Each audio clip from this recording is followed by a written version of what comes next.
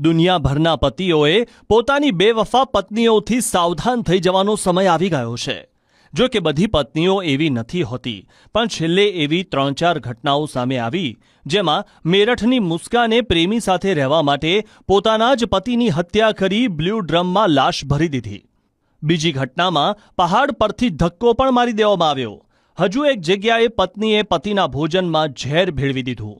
હવે આવું કંઈ ન થાય એ બીકમાં ને બીકમાં જ એક પતિએ તેની પત્નીને પ્રેમી સાથે રાજી ખુશીથી લગ્ન કરાવી દીધા. આ અનોખી ઘટના છે યુપીના ગોરખપુરની. પોતાની જ પત્ની રિંકી અને તેનો પ્રેમી કમલેશને મુસ્કાને કરેલા કાંડની ધમકી આપતા હતા, જેના કારણે કમલેશના મગજમાં ડ્રમનો ખોફ બેસી ગયો. કેટલાય દિવસ સુધી કમલેશને રાત્રે ઊંઘ પણ ન આવી. શું ખબર ક્યારે પત્ની આવે, તેની હત્યા કરે અને પોતે ડ્રમમાં પેક થઈ જાય.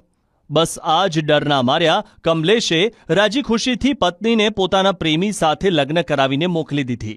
હાલ આ ઘટના ફરી એકવાર દેશભરમાં ચર્ચા જગાવી રહી છે.